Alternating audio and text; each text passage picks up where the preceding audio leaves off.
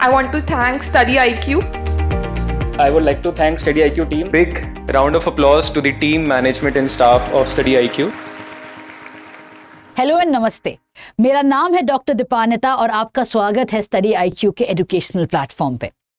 आज का डिस्कशन हम एक कहानी से करने वाले हैं, डेविड और गोलायत की कहानी, जो बुक ऑफ सैमुअल में लिखी गई है, जो बाइबल का पार्ट है। कहानी में क्या होता है कि एक कम्युनिटी है जो है फिलिस्तीन का सबसे स्ट्रॉन्गेस्ट चैंपियन जो था उसका नाम था गोलायत। कई इंटरप्रिटेशन में उनको जायंट भी कहा गया है। अब उनके सामने था इजराइलाइट्स का जो राजा था वो बहुत ही वीक था और वो कभी नहीं चाहता था कि ओपन वॉर हो फिलिस्तीन के साथ। तो क्या होता था कि हर दिन 40 दिन तक सुबह शाम दिन में 2 बार गोलायत वॉर फ्रंट में आता था, चैलेंज करता था और इजराइलाइट का जो राजा था वो एक ब्रेव मैन ऑफ इजराइलाइट को भेज के दोनों के बीच में हाथापाई करता था और जिसको हमेशा गोलायत हराता था। और फिलिस्तीन का जो राजा था उनको लगता था कि ऐसे करते करते इजराइलाइट्स का पूरा नामो निशान मिटा देंगे और एक गोलायत ही करेगा, इसके लिए कोई वॉर की जरूरत नहीं है।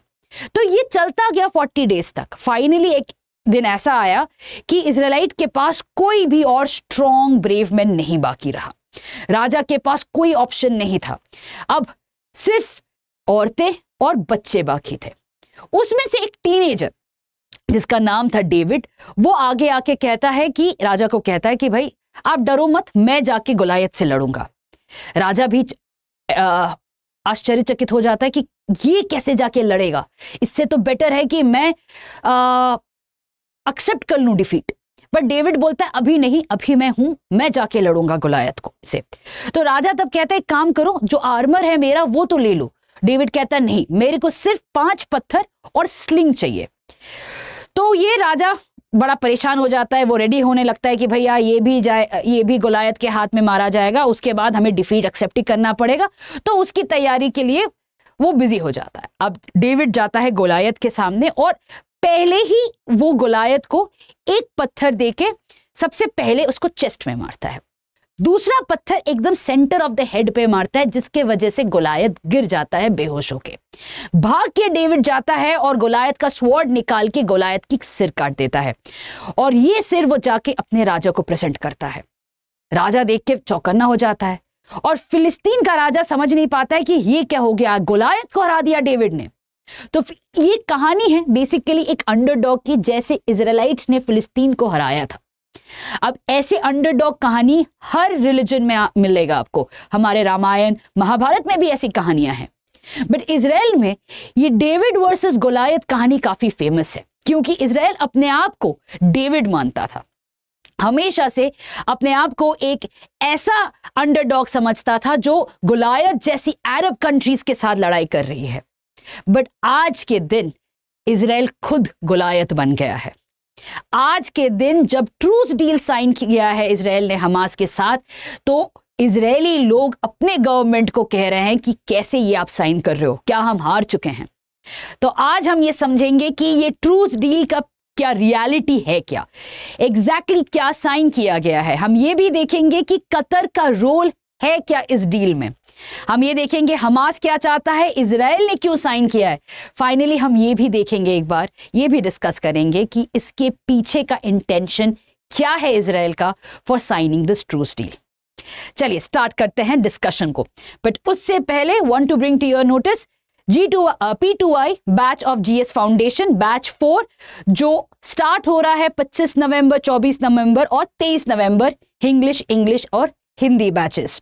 ये सारा कोर्स आपको 25,000 रुपीज में मिलेगा with the code of DW Live, that is DWLIVE। Maximum discounts मिलेगा इस कोड के साथ। तो जाइए स्टडी IQ के वेबसाइट में फीचर्स देखिए और जल्दी से P2I बैच में इनरोल करिए।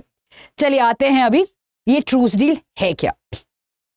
तो जब अक्टूबर 7 में हमास ने अटैक किया था इजराइल पे, तो अराउंड 240 हॉस्टेजेस, इजरायली हॉस्टेजेस, जिसमें ऐसे कई हॉस्टेजेस हैं जो डुअल सिटीजन के हैं या फॉरेन सिटीजनशिप के हैं, जैसे कि थाईलैंड के हैं, अमेरिका के हैं, जर्मनी के हैं। तो ऐसे कई सिटीजन्स हैं जिनको वो हॉस्टेज लेके गाजा स्ट्रिप में चले जाते हैं।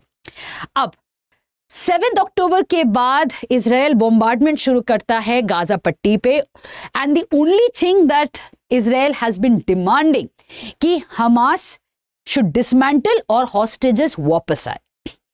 तो उसी वक्त से पता था कि ये हॉस्टेज जो डील होगा वो कहीं ना कहीं इजराइल और हमास को एक पॉज करना ही पड़ेगा। तो यूएस तभी से कोशिश करने शुरू करता है कि एक ट्रूस डील बनाया जाए, बट इजराइल का यह भी कहना था कि जब तक ग्राउंड ऑफेंसिव ना शुरू हो गाजा में, जब तक इजरायली सोल्जर्स गाजा के ग्राउंड में बूट्स ऑन ग्राउंड ना हो, तब तक कोई भी डील नहीं साइन की जाएगी, क्योंकि अगर डील साइन होती है तो हमास के पास ये फिर से करने का अपॉर्चुनिटी रहेगा। इसी वजह से इजराइल इनिशियली हर डील में मना कर देता है। फाइनली जब ग्राउंड ऑफेंसिव में इजराइल ग्राउंड में पहुंचता है, गाजा स्ट्रिप में ऑन ग्राउंड जाता है और कई सेंट्रल पॉइंट्स पे इजरायली सोल्जर्स प्रेजेंट हो जाते हैं, तब इजराइल आ जाता है कि हाँ, we can talk about a deal. उस वक्त में भी आपको याद रखना चाहिए कि इजराइल में जो अभी गवर्नमेंट है वो कोalition गवर्नमेंट है। नेतन्याहू डेफिनेटली एक सीजन पॉलिटिशियन है, बट वो भी अभी कोalition गवर्नमेंट को ही लीड कर रहे हैं। तो उनका अकेले का डिसीजन ये नहीं हो सकता है, उनको सभी पार्टीज को साथ में लेके आना पड़ेगा, और सभी पार्टीज अभी इस चीज को एक्सेप्टेबल नहीं मानते हैं, क्योंकि जो इजरायली लोग हैं, जो पॉपुलेशन है, उनका डिमांड है कि हॉस्टेजेस वापस आए और हमास को खत्म कर दिया जाए। They are not ready for a true deal. और वॉर के पहले ऑलरेडी प्रोटेस्ट चल रही थी नेतन्याहू गवर्नमेंट के अगेंस्ट, डोमेस्टिक प्रोटेस्ट चल रही थी इजराइल में। बार बार लोगों का डिमांड था कि Netanyahu should step down. So already एक एंटी नेतन्याहू नरेटिव इजराइल में चल रहा था। उसके बाद जब नेतन्याहू ने यह प्रपोज किया कि नहीं, ट्रूस डील पे साइन करते हैं, तो डोमेस्टिकली काफी प्रेशर आने लगा। दूसरी जगह पे हमास ने ऑलमोस्ट सेकेंड वीक से शुरू कर दिया था कि नहीं, truce deal, we are ready for a truce deal, we are ready for a hostage deal. तो यहां पे सेटिंग एकदम परफेक्ट था कि किसको चाहिए था और किसको नहीं चाहिए था। और यूएस ने वहां पे आके इजिप्ट से पहले, उसके बाद कतर से बात करना शुरू कर दिया कि कैसे इसको मीडिएट किया जाए और दोनों पार्टीज को टेबल पे लाया जाए, ताकि ये जो कांस्टेंट कॉन्फ्लिक्ट था उसमें एक पॉज आए। तो फाइनली कल रात को ये ट्रूस डील साइन हुआ। अब इस ट्रूस डील में है क्या? सबसे पहला है कि 4 दिन के लिए पॉज किया जाएगा, दैट इज इजराइल 4 दिन के लिए गाजा में कोई भी बॉम्बार्डमेंट या कोई भी ऑफेंसिव नहीं करेगा। अब इसके 4 दिन के पॉज में क्या होने वाला है? हमास 50 हॉस्टेजेस इजराइल को भेजने वाला है, 50 हॉस्टेजेस। उसके रिटर्न में Israel 150 hostage prisoners, Palestinian prisoners अपने जेल से हमास को देने वाला है या गाजा में भेजने वाला है। ये जो स्वैप होगा ये largely women and children he included होंगे यहाँ पे। That means 50 women and children hostages in return of 150 Palestinian prisoners. अब इजराइल ने यह भी कहा है कि अगर और 10 हॉस्टेजेस रिलीज होते हैं तो ये पॉज को और 1 दिन तक बढ़ाया जा सकता है। हर 10 हॉस्टेजेस के लिए ये पॉज 1-1 दिन करके बढ़ाया जाएगा, और कितना एक्सचेंज होगा वो बाद में भी निगोशिएशन के लिए उस इजराइल ने एक्सेप्ट किया है कि हाँ, स्पेस है, वी कैन निगोशिएट फर्दर। अब इसके अलावा इजराइल ने यह भी कहा है कि ये जो 4 दिन ऑफेंसिव पॉज रहेगा, उस दौरान कोई भी ड्रोन सर्वेलेंस या यूएवी सर्वेलेंस नहीं की जाएगी ऑन गाजा। इजराइल का मानना है कि अभी ग्राउंड ऑफेंसिव में Israel is already in a strong position, तो यूएवी सर्वेलेंस करने की कोई जरूरत नहीं है। तो दे आर फाइन विथ कि everything will be quite from drone warfare to ground warfare. 4 दिन कंप्लीट पॉज रहेगा।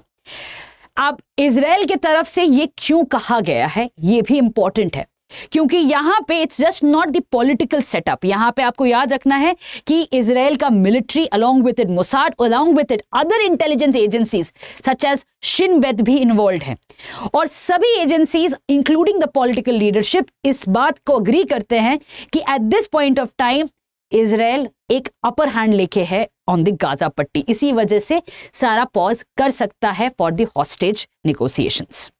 ठीक है, अब ये ट्रूस डील तो साइन हो गया, ये है facts of the truce deal. अब समझते हैं कि इसके पीछे का पॉलिटिक्स क्या है। तो सबसे पहला क्वेश्चन आता है कि इसमें कतर का क्या रोल है। इतने सारे कंट्रीज हैं, अभी अब्राहम अकॉर्ड भी साइन हुआ है, why not UAE, why not Bahrain, why not Egypt, why not Jordan, Qatar कहां से आ जाता है। अब इस चीज को समझने के लिए हमें कतर का पॉलिटिक्स समझना बहुत जरूरी है। कतर हमेशा से रीजनल पावर बनने की चाह में रहता है, बट सऊदी अरेबिया के वजह से वो नहीं कर पाता है। सऊदी अरेबिया हमेशा से कतर को सप्रेस करके रखता है। तो कतर के लिए सबसे बड़ा जो चैलेंज है रीजन में वो है सऊदी अरेबिया। अब कतर के पास बहुत सारा गैस है, दैट इज नेचुरल गैस, जिसकी वजह से कतर के पास काफी सारा हाइड्रोकार्बन पैसा भी है। अब इस पैसे से it tries to buy influence. पहले क्या किया था, तालिबान को एक ऑफिस बनाने दिया था कतर ने। दोहा में एक ऑफिस था तालिबान का। अब जब यूएस विड्रॉल की बात आई तो यूएस को कतर ने कहा था कि देखो भाई, हमारे पास एक तालिबान का ऑफिस है, तालिबान वैसे भी पावर में आ रहा है, आप दोहा में आके निगोशिएट करो with Taliban. US was very impressed कि भाई ये तो एक्सीलेंट अपॉर्चुनिटी है, this is an excellent way to negotiate with Taliban. Afghanistan भी ना करो, एक न्यूट्रल जगह पे जाके तालिबान से बात करो। इसी वजह से कतर मीडिएशन रोल पे आ जाता है। अब यूएस का एक स्ट्रॉन्ग अलाई भी बन जाता है इसके वजह से। अब जब इजराइल और हमास के बीच में वॉर शुरू होता है तो इमीडिएटली जो किंग है कतर के, वो जाते हैं यूएस और बोलते हैं देखो भाई, हमने तो ऑफिस हमास को भी देके रखा है। हमास का जो एक्चुअल लीडर है इस्माइल हनिया, वो रहते हैं कतर में। तो कतर जाके बोलता है यूएस को कि देखो भाई, हमने तो यहाँ पे उनको भी ऑफिस देके रखा है, मीडिएशन हम ही करेंगे। तो बाइडेन कहता है कि ठीक है, अगर आप कर सकते हो तो करो। तो कतर शुरू करता है निगोशिएशन विद हानिया कि भैया हॉस्टेजेस स्वैप की जाए, और यहां से रोल शुरू होता है कतर का as a regional mediator. And यही रोल कतर बार बार हर कॉन्फ्लिक्ट में करने की कोशिश करता है by giving space to these terrorist organisations in its capital. एक ट्रम्प कार्ड रखता है कतर, जब भी कोई दिक्कत होता है वो ट्रम्प कार्ड निकाल के खेलता है। अब यहां से शुरू होता है कतर का पॉलिटिक्स। कतर और इजराइल के बीच में कोई अच्छा रिलेशन नहीं है, बट एक अपर हैंड, एक निगोशिएशन में अपर हैंड रखने का ख्वाब है कतर का, इसीलिए ये मीडिएशन भी कतर ही कर रहा है। अब आते हैं सेकंड चीज पे, इजराइल ने क्यों साइन किया। जैसे कि मैंने कहा कि नेतन्याहू पे काफी प्रेशर है। नेतन्याहू बहुत बार कोशिश कर चुका है इसको पहले भी कि दूसरे जो पार्टीज हैं उनको कन्विंस किया जाए एक हॉस्टेज डील के लिए, बट फाइनली कल रात को उन्होंने केनेसेट, जो इजरायली पार्लियामेंट है, वहां पे जाके एक स्पीच रिकॉर्ड किया और बोला कि देखो भाई, ये नहीं है कि इजराइल हार रहा है, ये नहीं है कि इजराइल पॉज कर रहा है, इसका मतलब है वॉर एंड कर रहा है। ये जरूरी है कि हॉस्टेजेस एक्सचेंज की जाए, वरना वी आर सैक्रिफाइसिंग और putting our own citizens in danger.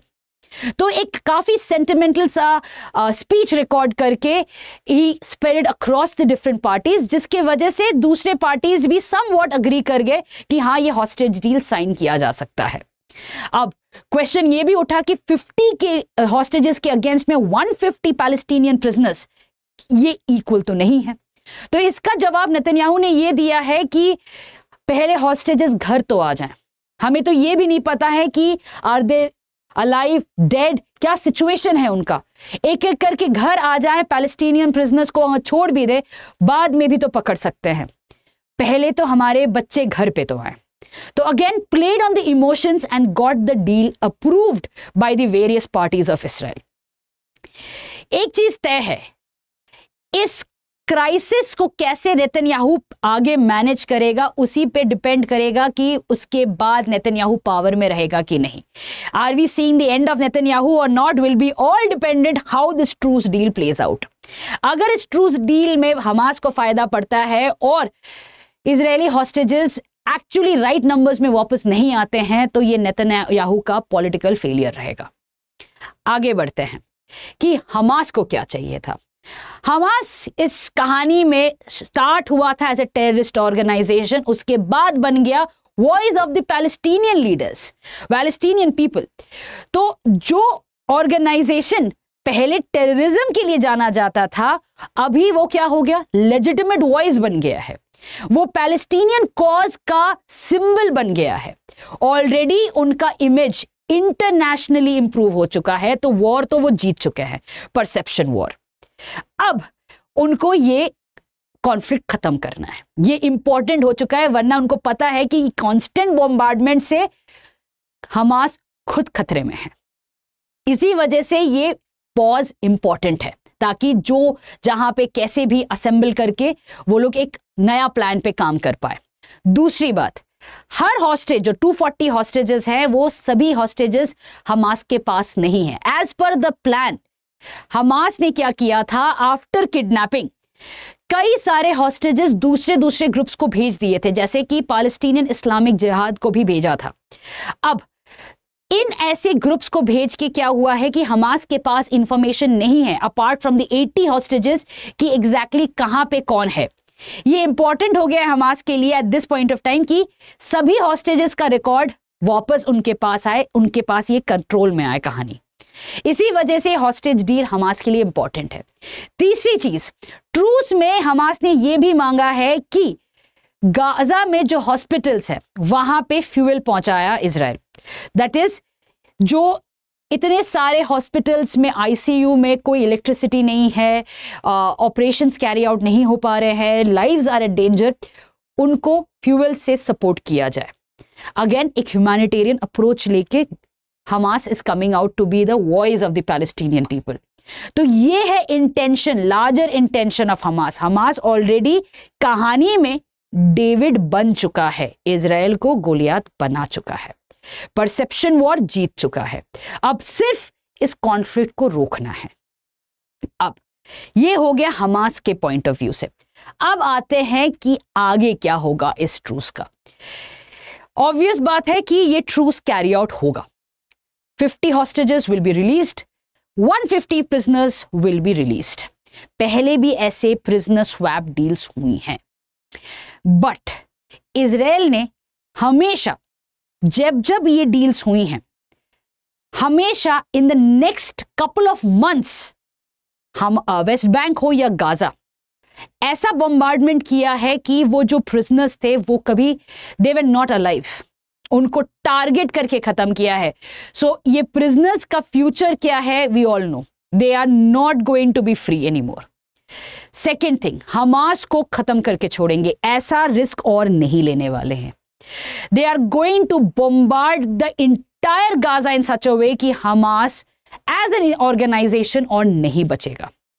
तीसरी चीज, कोई ना कोई प्रॉक्सी इजराइल यहां पे बैठाएगा, पॉलिटिकल प्रॉक्सी बैठाएगा, जिससे कि Gaza is going to come under Israeli control. Direct control नहीं करेंगे क्योंकि इस इमीडिएटली इंटरनेशनल बैकलैश आएगा, but there will be a proxy coming in Gaza जो इजराइल का पपेट रहेगा।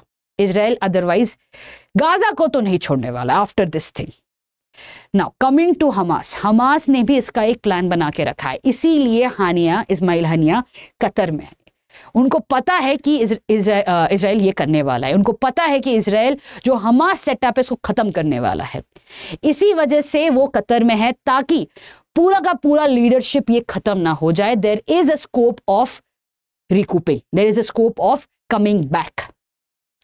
दोनों प्लेयर्स ने अपने कार्ड्स संभाल के रखे हैं।